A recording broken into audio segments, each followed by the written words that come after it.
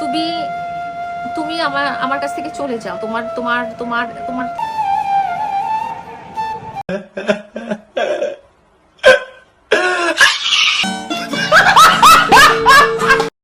Hey hello ভাই brother, কি অবস্থা তোমাদের? আশা করি তোমরা সকালে অনেক অনেক ভালো আছো। আজকের ভিডিও কিন্তু ফার্স্ট ক্লিপ দেখে কি বুঝলা? হ্যাঁ, আজকে এক কন্ট্রোভার্সি নিয়ে কথা বলবো, নামটা লায়লা মামুন কন্ট্রোভার্সি। সত্যি বলতে এটারে কন্ট্রোভার্সি বললে ভুল হবে, বলতে হবে এটারে নাটক, লায়লা মামুনের ধারাবাহিক নাটক। তো এই নাটকে তোমাদের সবাইকেই ওয়েলকাম। তো চলো ভিডিও শুরু করা যাক। এই সময় কম, শুরু করো।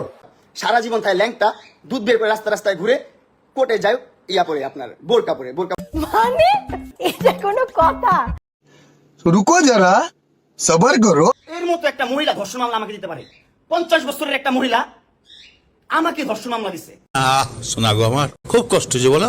মানে এইসব ইমোশনাল কথা শুনে মানুষ দেখে আবার মামুনের পক্ষে দিতেছে, কি মানুষজন বলতেছে যে আসলে মামুনের সাথে অন্যায় করা হয়েছে, মামুন একটা ফাঁদে পড়ছে, মামুনের হুদাই মামলা দিছে। কিন্তু ভাই এর সাথে আমি পুরোপুরি একমত হতে পারলাম না। মামুনও যে খুব ভালো তা কিন্তু না। এখন মনে হচ্ছে লায়লা হচ্ছে 50 বছরের বুড়া মহিলা, কিন্তু আগে সেটা বলতো না। আগে সে বলতো কি এজ জাস্ট এ নাম্বার, মানে বয়স শুধুমাত্র একটি সংখ্যা। মানে ভাই হারাই কি পরিমাণ ভণ্ড। ওর জন্ম হয়েছে রাস্তায় নাচানাচি করে।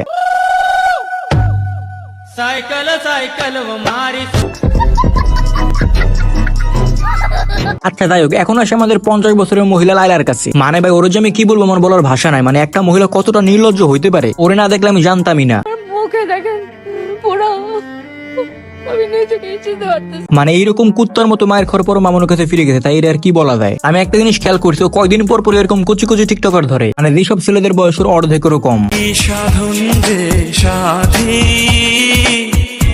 এরকম একটা মেয়ে যদি আমার ব্যাটার বউ হতো। তো ভাই আজকের মতো এই পর্যন্তই, দেখা হবে অন্য কোনো রোস্টিং ভিডিওতে।